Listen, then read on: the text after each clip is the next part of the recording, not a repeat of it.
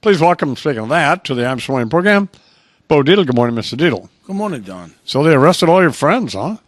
Not all my friends. 120-something of them. Oh, yeah. Half of them probably are out already because, like I said on Friday, these cases that they're making up, there's a homicide from 81, and then there's another homicide of my friend Joey Scopo that I grew up with in Ozone Park. He was machine gunned in front of his house, and now they locked up the guy that did that. But the vast majority of them... What would be wrong with that?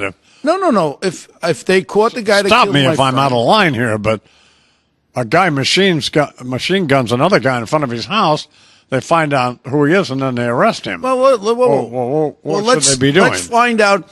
Give him a merit badge? Let's find out how they build these cases. All right. Who are they building the case on? They got some rat. They got a guy named Diaco. They got gas pipe queso. They got that other scummer that opened his mouth, Elite, the punk that said he knew me, which I never met this punk, back in 1985. Right. They based their information on what? They based their information on these informants who've killed dozens of people. So how can you give any credibility? If you want to build a case, lock up people that kill people. The other thing is, you don't see these wise guys getting into planes, crashing into World Trade Centers, killing 3,000 innocent people. They kill one another.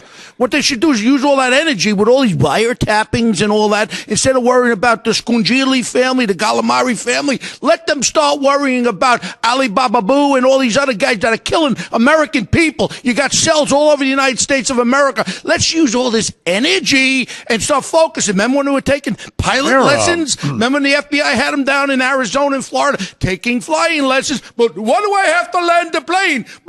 I just crashed plane into the building. Please don't do voices. We have Rob and Tony for that. Well, you asked the question. Well, don't. But a lot of these wise guys, a lot of these mob creeps, are hassling small business. Well, then you report it to the police, and then you'll have them sound like up.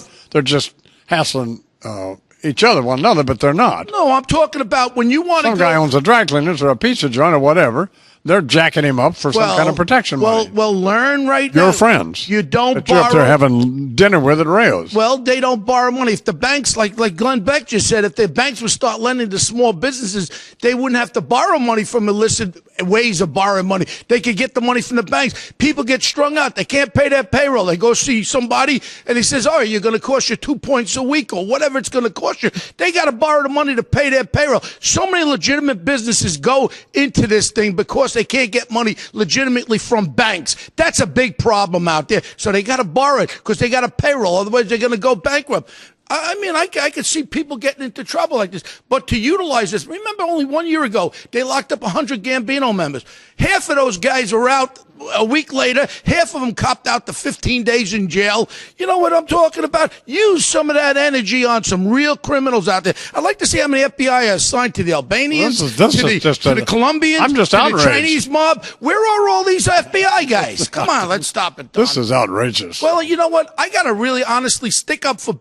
I'm not sticking up for Italians who commit crimes. I'm sticking up for the energy. No, the energy of the FBI, which I regard very much. Remember my friend Jim Fox, God rest his soul? Yes. I regard the FBI as a great law enforcement 18 till the hour here. Use some of the energy on the terrorists that are trying to kill our families, trying to kill innocent Americans. That's what I'm talking about. Look, it's shocking. Really. Oh, shocking. Come on. Let's be real. It makes headlines. You made your point. What else? All right. What else? You talk about crime, right? Hang on a minute. Hey, Carly. Yeah. So start thinking about some coffee here. What'd you play? All right. Now, you talk about criminal things, right? You know what DNA is, right? No. DNA. DNA is a formulation of a molecular breakdown of a cell. Don't you get it? So you have a thing called... I just said I didn't know what it was. DNA. Would you explain it to me? DNA is a dictionary of what your life... of your breakdown of your whole chemical breakdown of your life, biologically, medical. Come on, Charles, you know what DNA is. No, I do dinoneuronucleic acid. No, DNA is a genomically thing where they got these squiggly things and they can tell where you came from, where your blood is, who you are. So you got to apply DNA. Is that right, Charles? Yes. Is he right? Yeah. Yes. You got to think. That they have these squiggly things where they can tell where your blood. Squiggly things they can tell everything about. You can tell everything about it. And 17 till the hour here in the Imus Morning program. And they're finding DNA smoke smoking, DNA they're finding smoking breaks down your cell that causes cancer also. This is the blueprint of life is DNA. That's the way I describe it. You know what Joseph Abboud, the designer, told me? Yeah, what did he tell you? He's got a new boyfriend? What did he tell you? Oh, he's married. Oh, yeah, right. Oh, yeah. When he starts knocking the way I dress, I knock the way his lifestyle is, right? No. Joseph, stay with your wife, Joe. It's a good frontation, Joe. I know a little bit, Joe. I know you a lot of years, Joe. What are you talking about? You want to start knocking me, Joe? No. He didn't say anything about you. You said to me. You're just like me and Joe Lieberman. You said no. Let me talk. Yes. He didn't say anything about you specifically. No. You said about let me talk. He said that it